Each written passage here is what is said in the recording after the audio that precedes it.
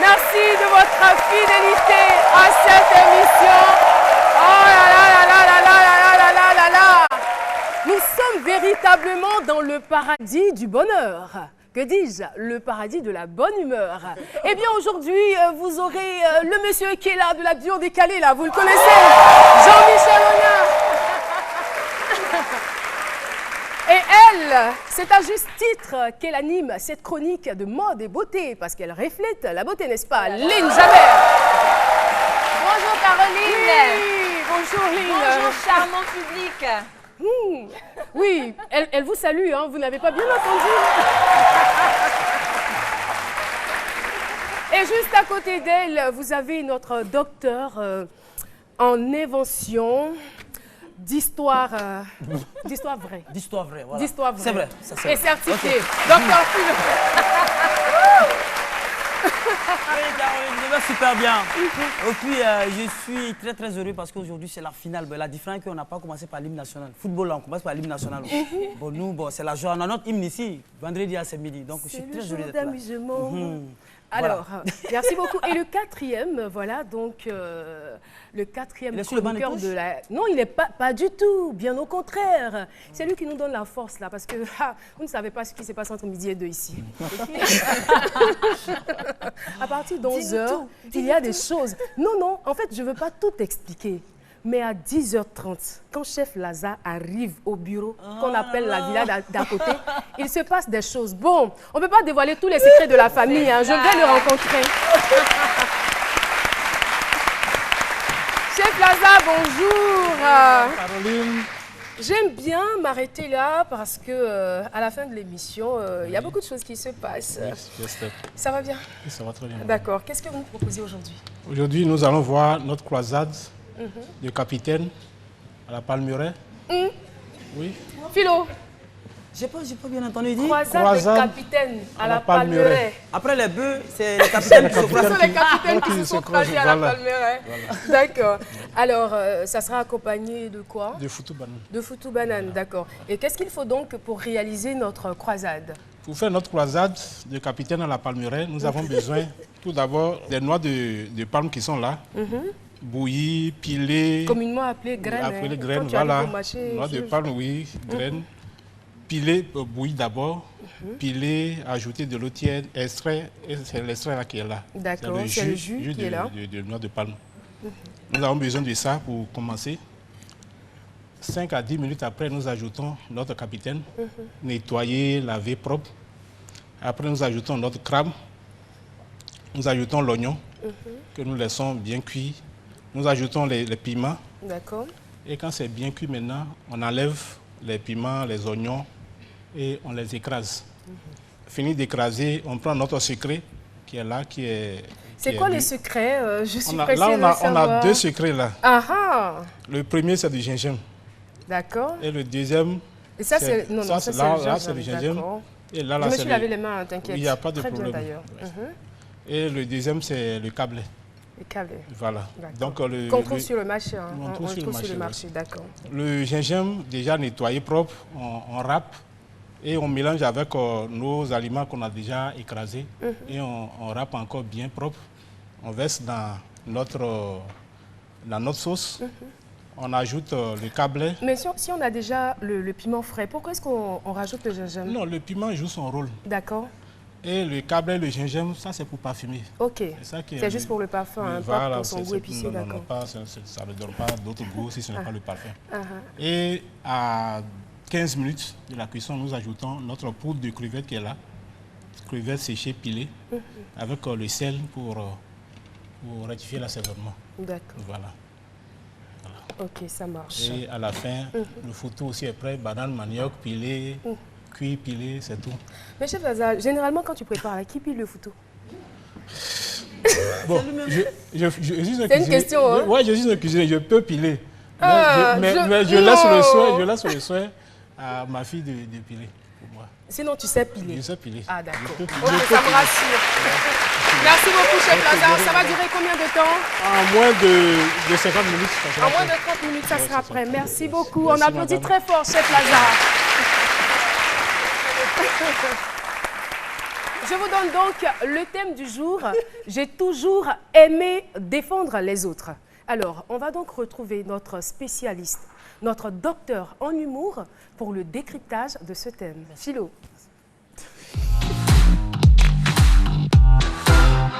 Merci pour les compliments. Merci. Non, c'est pas des compliments, je dis ce qui est, c'est la vérité, non? Vraiment, ça me touche, Je suis ému, honoré, franchement. Oh, tu as pas quelque chose là, je commence à voir les larmes. Ok. Donc, pour revenir au thème, ben, c'est l'esprit de ce midi. Hein. Voilà, nous on défend toujours les autres. Voilà. Je m'explique. C'est midi, quand c'est midi, parce que toi, la femme, tu provoques l'homme à la maison. Quand il veut te frapper, quand c'est midi, commence net, il arrête de te frapper. On vient de défendre quelqu'un comme ça. Et donc, on défend à distance. Même moi-même, depuis tout petit, moi je défends tout, hein, les humains, comme les animaux, je défends. Quand je vois un chaton dans la rue qui est en train de pleurer, je prends ça soigneusement, j'amène chez moi à la maison, je l'entretiens. Après? Le chaton, il grandit chez moi. Et tu fais quoi quand il grandit? Ben, qu'est-ce Tu qu'il le faut faire manges avec pas, un chaton? j'espère. Non, je le mange pas. Mais parfois aussi, je défends le poulet. Je bon? prends un poulet qui... Mais poulet qui n'a pas de propriétaire. Là, tu vas pas me demander... Tu vas jusqu'à défendre les poulets. Oui, mais un poulet qui se promène sur le goudron. Il n'y a personne. Ah, la fête qui approche, janvier approche. Le poulet se promène. Moi, je prends, j'envoie à la maison. Sans propriété. Je commence à douter de moi. Une marmite au feu, tard la nuit, une marmite au feu. Et là, je l'ai sauvé, j'ai sauvé le poulet. Et là, c'est ça. Voilà. Et là, c'est ce qu'on appelle, bon, c'est utile, un sauvetage à la vapeur noctambule. C'est le nom du plat. Chef Lazare, c'est quelque chose. Sauvetage À la vapeur noctambule. Traite à la nuit, je fais mon cuisine. Voilà. Pour cet éclairage, oh, combien enrichissant. Alors, avez-vous déjà sauvé une vie? Oui, je m'adresse à vous, chers téléspectateurs. Et voici vos représentants. Ils se chargeront de répondre à cette question. À travers les dons de sang, voilà, j'ai réussi aussi à sauver des vies. À travers des colloques, disons, pour les sourds-muets, voilà, pour les handicapés, ça aussi c'est sauver des vies. En ce moment, l'urgence était là, il y avait quelqu'un qui était dans les besoins. Comme je suis servante de Dieu, j'étais obligée de l'aider. C'est vrai, c'était pas grande chose, mais j'ai donné pour qu'on puisse l'aider. Je suis restée auprès d'eux là jusqu'à ce que je fasse les premiers soins et que j'essaie de joindre les parents de ce dernier. Puis bon, pour faire partie dans leur village. J'ai déjà sauvé des vies à travers mes faits et gestes au CHU de Treichville. C'est là que je suis urgent chirurgical. Donc par moment, dans nos gardes, nous recevons des malades qui viennent, soit pour des problèmes traumatiques, encore pour des problèmes de santé, de médecine générale. Donc à travers nos faits et gestes, que ce soit les pansements ou bien les sutures, nous arrivons quand même à sauver des vies humaines. Voilà, nous sommes de retour sur le plateau de C'est Midi. Et notre invité du jour a toujours aimé défendre les autres. Monsieur Dambélé Seydou dit Dakota est avec nous. Monsieur Dambélé qui nous rejoint sur le plateau de C'est Midi. Asseyez-vous s'il vous plaît. Philo, qu'est-ce que tu dis? Oui, non, avec le physique là, vraiment, il doit défendre. Alors, soyez donc la bienvenue sur le plateau de C'est Midi. Nous nous sentons en sécurité du coup. Oui, je me sens en sécurité parce qu'avec Philo, franchement... Moi, je vais dire quoi alors? Moi, ça va, tu es dessus là. Alors, Monsieur Dambélé, vous prétendez aimer sauver, on va dire défendre les autres. Comment cet amour de protection est né? Il faut dire que je suis un enfant de Treichville déjà. Un enfant de Treichville? Je suis un enfant de Treichville, j'ai grandi à Treichville. D'accord. Et je fais partie d'une famille de 16 personnes, dont le premier garçon, entre 6 filles. Le premier garçon entre 6 filles? Entre 6 filles. Donc il fallait avoir la force pour défendre ces derniers là d'abord. C'est ça. Avec le traquage au niveau de Treichville, vous connaissez comment ça se passe. Surtout donc, dans le temps. Hein. Dans le temps, oui, pas maintenant avec les calaches. À l'époque, c'était avec la main. Il fallait défendre si c'est plus grand que toi. Il y avait une solution, soit un bois ou un pilon, mais il fallait défendre à tous les moyens. Quoi. Donc c'est là qu'est parti l'amour pour la sécurité. Donc je commençais à défendre d'abord mes parents, mes soeurs. Vos sœurs? Et après, bon, c'était les gens dans la rue en détresse. Vous défendiez vos sœurs de quoi? Des mecs à Treichville, à l'époque, à Treichville, il y avait toujours l'agression extérieure, des gens qui essaient de violer les filles, qui sont des agressés parce qu'elles devaient souvent le soir aller au cinéma. Donc souvent, on arrachait leur sac, leur argent, tout autour, donc il fallait être apte à pouvoir les défendre. Donc nous, dans la rue, c'était notre première vacation. Donc on sortait, on se baladait, on ne faisait rien du tout. Donc on se baladait dans la rue, on avait un groupe qu'on appelait le Maplice. Donc les Mapliciens, c'était les jeunes de Treichville. On interdisait aux jeunes d'ailleurs de venir chercher nos filles et en même temps les protéger. Voilà. Donc, et une fois que vous avez grandi, c'est-à-dire vos sœurs ont grandi, vous aussi vous avez grandi, qu'est-ce que vous avez décidé de faire? Quand je suis entré dans l'armée à l'âge de 18 ans, mon père a voulu que je rentre dans l'armée parce que j'étais trop bruyant. Vous avez pas bruyant, mais j'étais un gros bras. Dans l'armée ou... Effectivement, j'étais un peu trop... J'avais trop de compétences, j'étais trop éblouissant. Et donc, il a voulu que je rentre dans l'armée pour pouvoir me calmer, en fait. Ok, vous étiez agressif, en fait. Canaliser mes énergies. Donc, je suis rentré dans l'armée. Et j'ai fait mes 2 ans d'armée. Et qu'est-ce que ça vous a apporté? Ça m'a permis de me calmer quand même. Parce que dans l'armée, en fait, il fallait certaines choses. Donc, dans la rue, quand quelqu'un, par exemple, te dit merde, ou soit un jeu, tu vas répliquer automatiquement. Mais dans l'armée, on nous disait ça tous les matins. Quand tu réveilles le matin, on dit tu es con, tu es un fou, tu es bête, tu es malade. Déjà même au réveil. Au bonjour. C'est ton bonjour même. Au bonjour, tu es con, tu es tout. Tu regardes le gars le gars en face de toi, il est tout menu comme ce monsieur. Il te dit mais tu es con, tu dis mais attends. Je suis tout quoi? Ça va. Je suis tout quoi?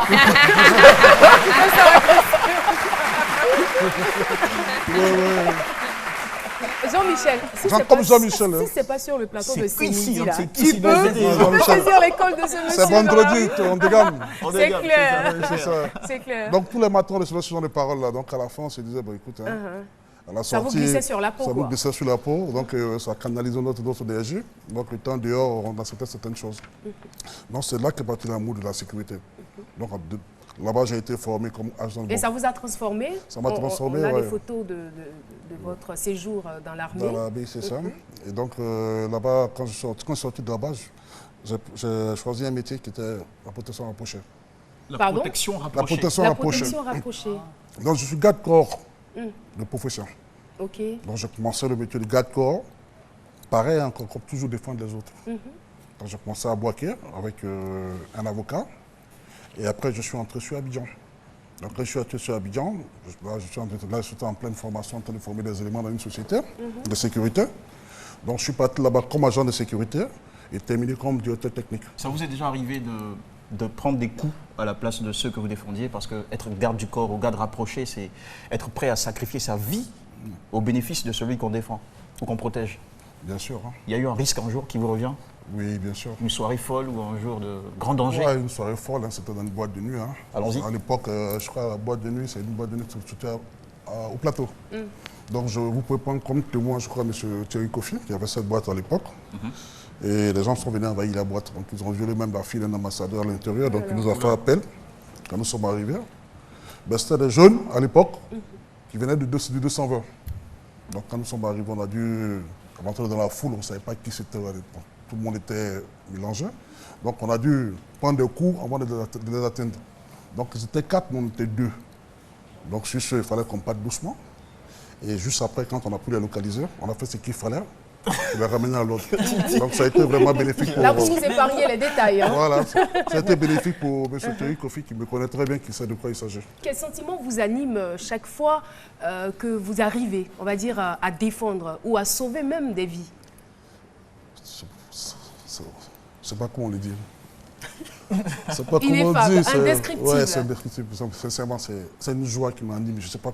Comme si je recevais en fait un message du paradis. Waouh. Ouais, sincèrement. Wow.